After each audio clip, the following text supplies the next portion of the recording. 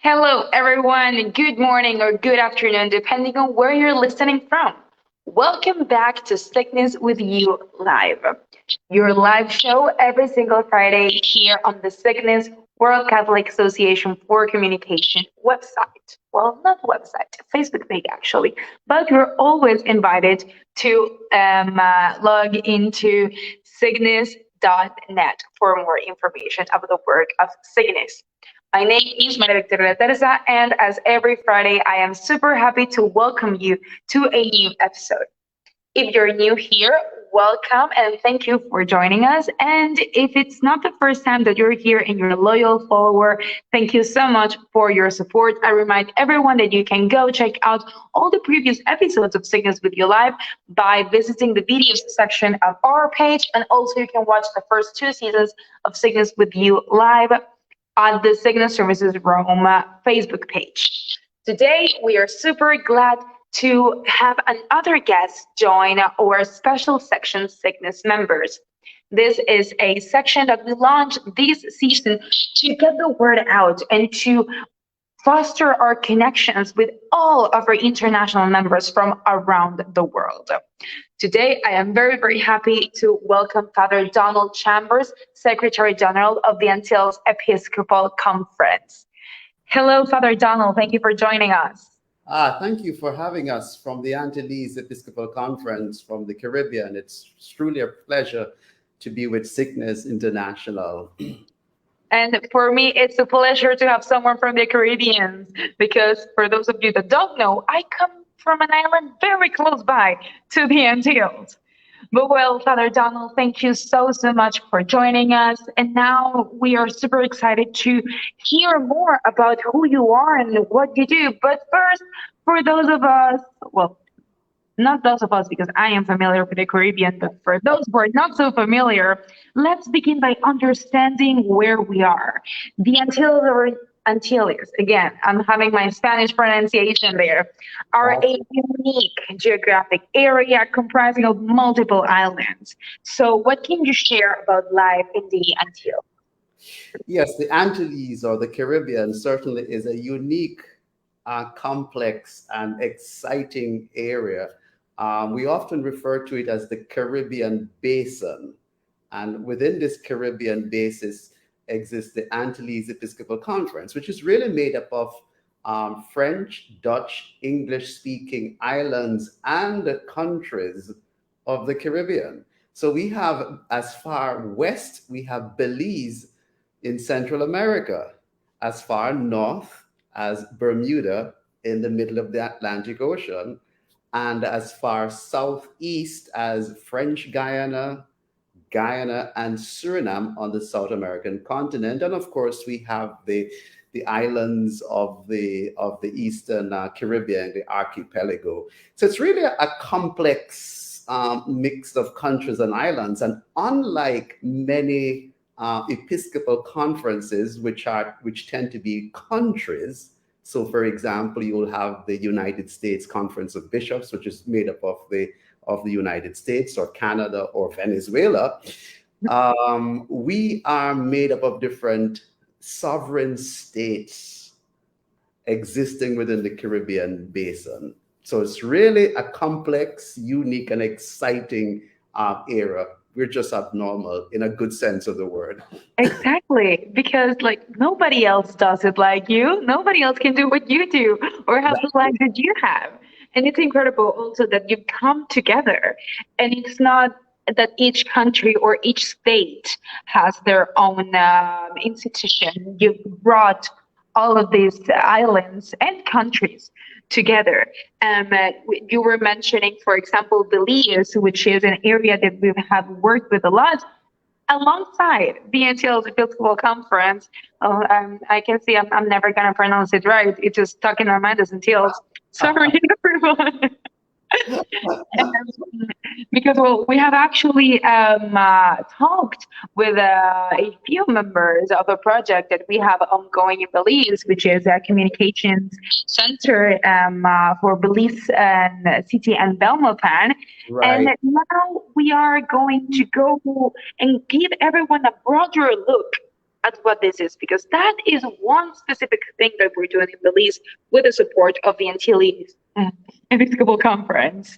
But now, with this conversation that we're having, Father Donald, we're gonna share to everyone what it is that you do exactly. But first, let's also talk a little bit about yourself and introduce yourself as the Secretary General of the Antilles Episcopal Conference. What are your main duties within this role? Well, first of all, I'm a priest of the Archdiocese of Kingston, Jamaica. Oh, Jamaica. Yes, I'm a diocesan priest from Kingston, Jamaica. So I have been in this position, serving in this position for the last 3.5 years. So I had to travel from Jamaica to Trinidad, where the office of the Antilles Episcopal Conference is located. So really, the General Secretary has the responsibility of managing the administrative affairs of the Secretariat. So the Secretariat administers the affairs of the bishops, manage the affairs of the bishops. We assist the bishops in drafting policy documents such as common norms rather, in the area of liturgy or in the area of catechesis.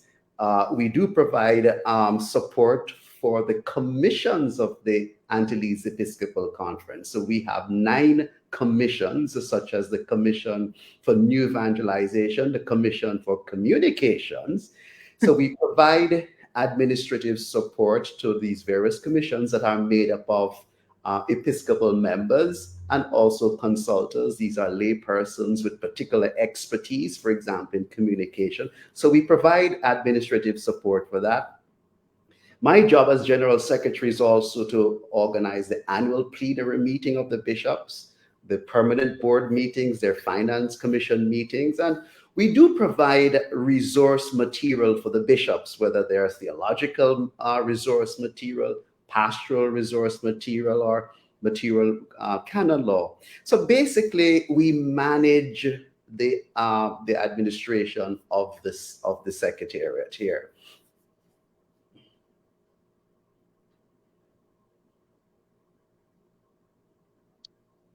Can you still hear me? Yes, I can still hear you. I think I'm losing you. Yes, Hello? you. Oh, You yes, froze. okay, wonderful. We can see already that there's so much work and so many things that you do alongside, of course, your team. Now, you mentioned that you are located in Trinidad and Tobago. You moved from Jamaica to Trinidad and Tobago. And we also mentioned how wide and how different all the realities are in the different countries and islands.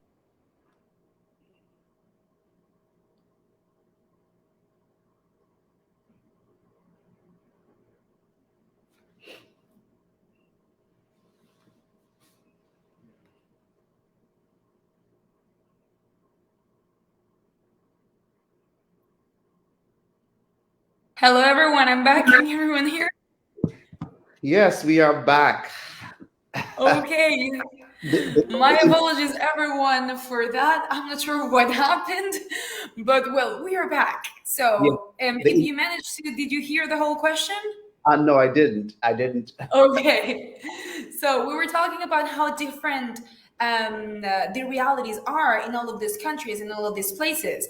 And you are in Trinidad and Tobago, which is not the biggest island, not the biggest country of the Antilles, but still bigger than some of the many islands that make it up. So can you share with us a little bit about how information and communication is like in Trinidad in comparison to how it is in other major or minor islands?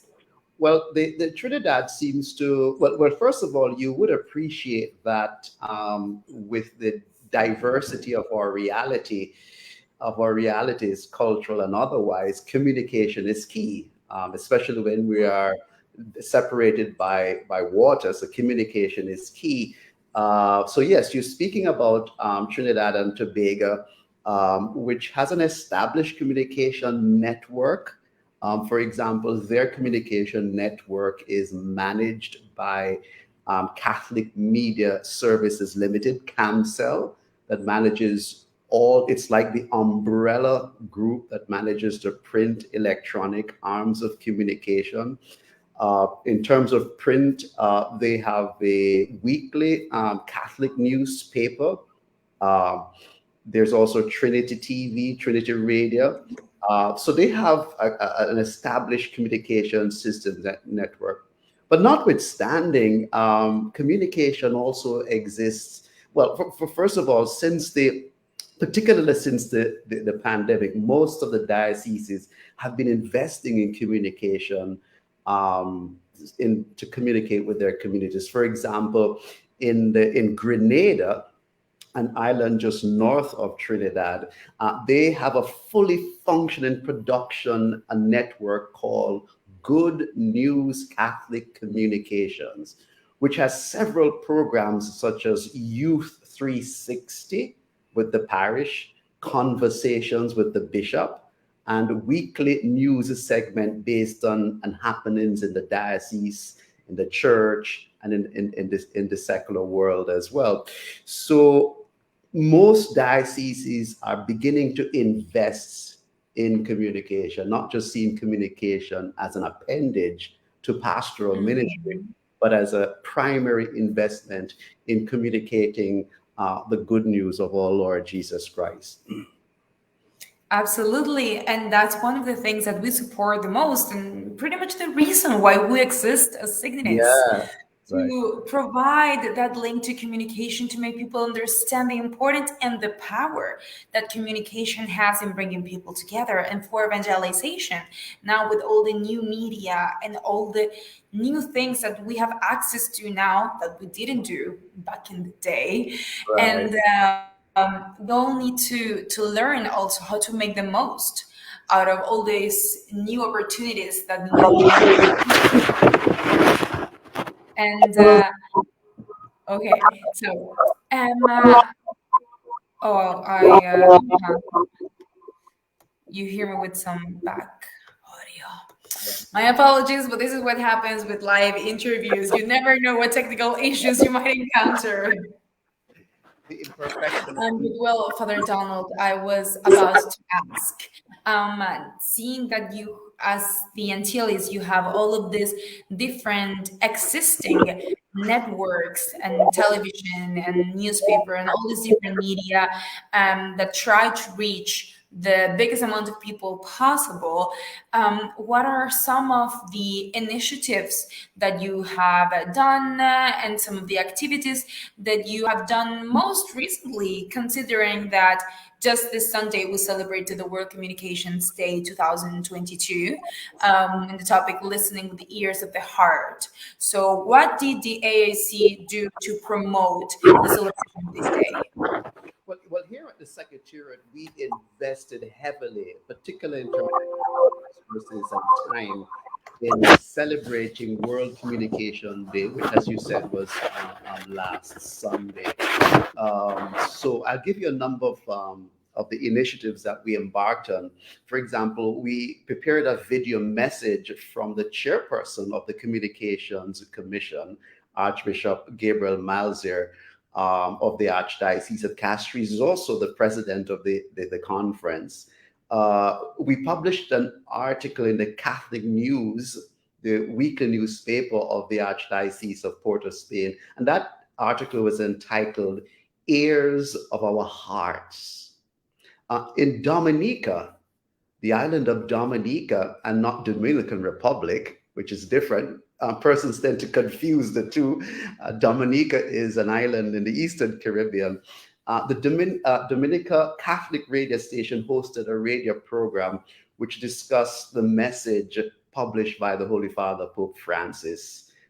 In the Diocese of St. George's in Grenada, a young person did a spoken word piece on the World Communication Day message. It was excellent.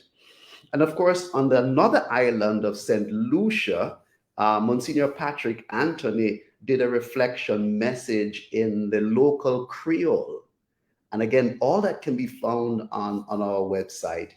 And on my part, I have a blog site called Beloved Reflections.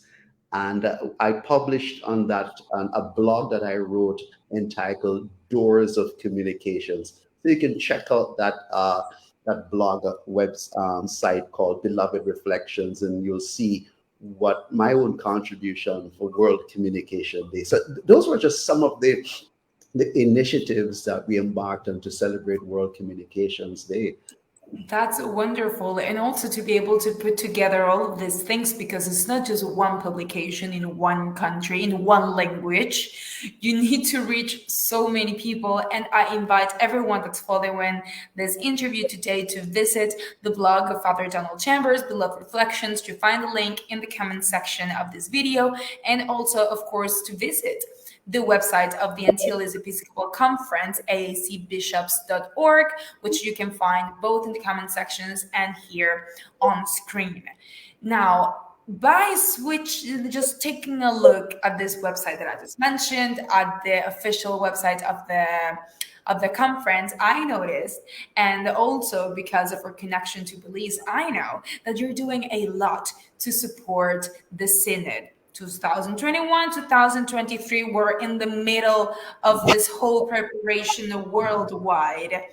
What are some of the efforts that you have done to support the development and the process of the Synod? Numerous. In fact, there is abundance of what I call synodal resource material originating from our office here at the AEC. There are numerous retreats that were done by bishops and priests on synod, published articles in the Catholic newspapers, television programs such as in the Archdiocese of Port of Spain. There is a segment called Shepherd's Corner, which was done by Archbishop Charles Jason Gordon. I did a reflection on Stations of the Cross and the Synod.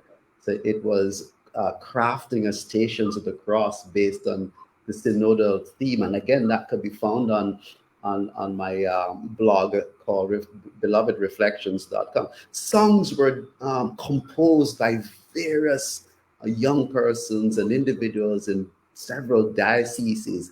In St. George's in Grenada, in the Diocese of Paramaribo, also Williamstad, Belize City also did quite a number of stuff. And all these material can be found on our website, aecbishops.org.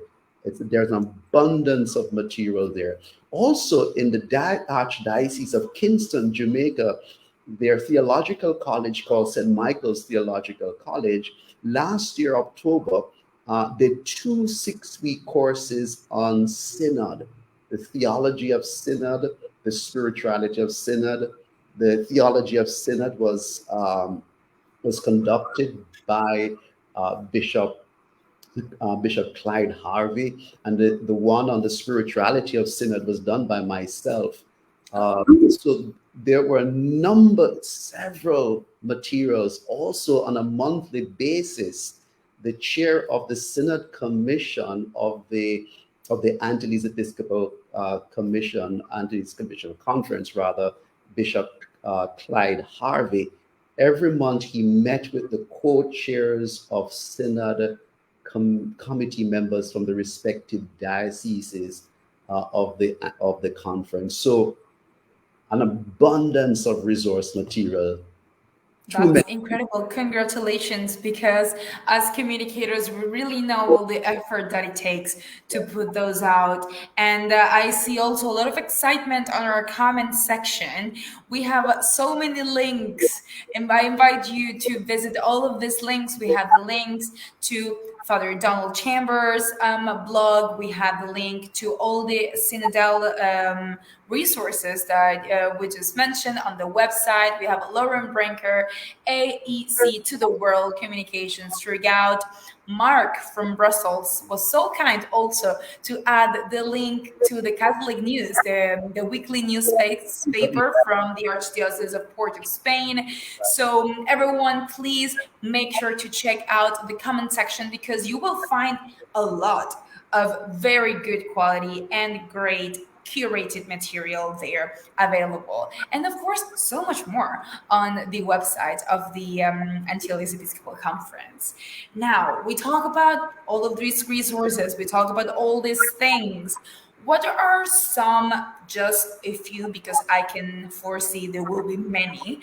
What are some concrete examples of the impact that the conference has had in the region? Well, you would appreciate that in order to invest in communication, it's not just simply investing in technology. One has to invest in human resource, because Absolutely. the human person that manages the technology. So what we have done is to invest heavily in training persons in communication. So we embarked on a program last year called CAST, CAST. It's the acronym that stands for Communications for the Antilles Specialist Training. And what we have done is that we have selected persons from various dioceses throughout the conference, and we train them in the area of print, audio, video production, and social media. And it's a program that's in its second year running. 2021, we graduated 25 persons from Dominica, St. Lucia, Bahamas, Belize, Antigua, and Grenada.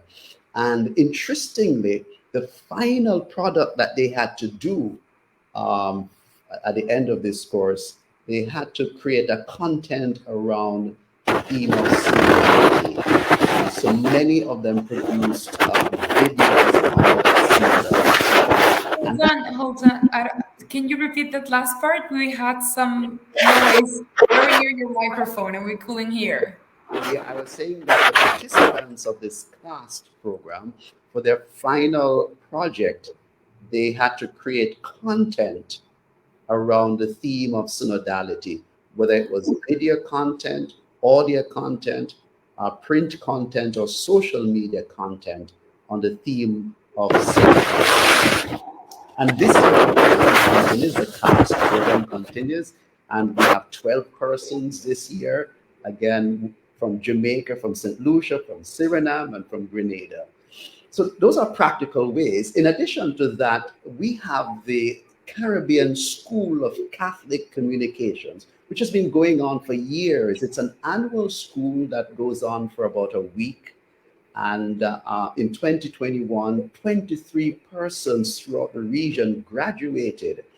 And they explored the theme last year's um,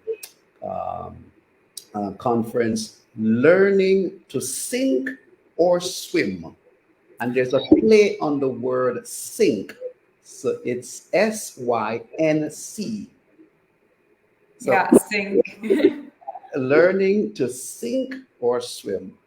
And upon completion of this course, these participants would create materials, create projects that they will use. And again, all of this can be found on signiscaribbean.net.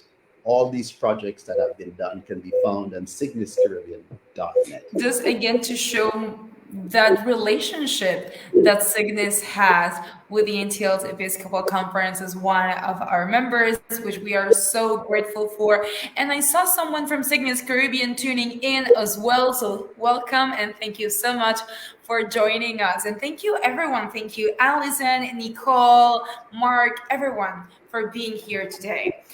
Now, just to wrap all of this up, we were talking of this need of having people that are trained to manage technology, people that can really manage the communications and all of that and talent, because it's not just knowing how to tweet, is which words to use, how long do you want to make it, who's your audience, why are you saying this.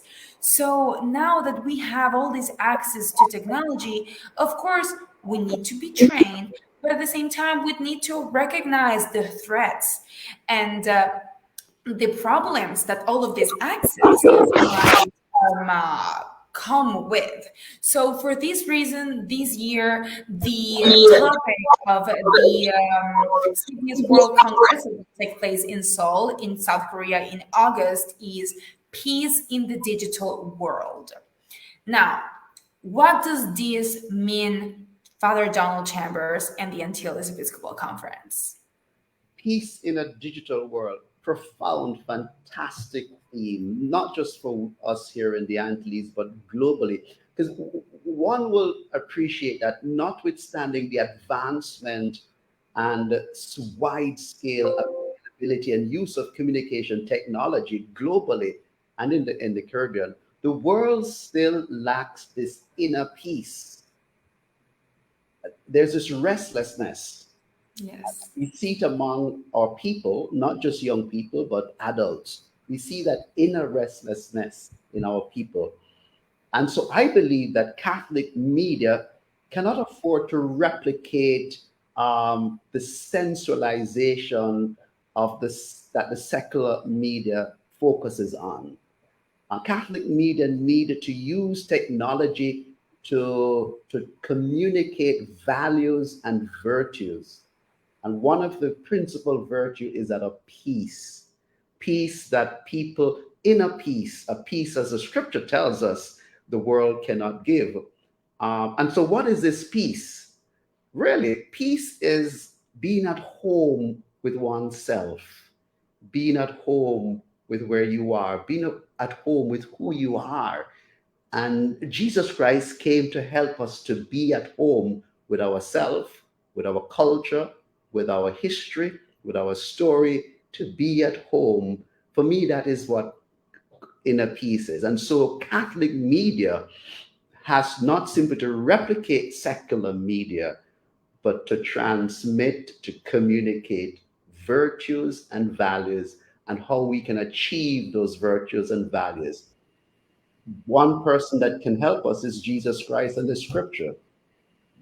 And so that's what Catholic media has to do, so that we can create a world, not a world where peace is not just on the outside, but peace It's is. also Thank you so much, Father Donald, for those beautiful words and for joining us today. I hope you will somehow also take part of the Signis World Congress, because I would like to remind everyone that even if you're not able to attend in person in Korea, we are building a metaverse platform. So everyone from anywhere in the world, from the Caribbean, from Africa, from the Pacific, anywhere, they can participate to the Signis World Congress.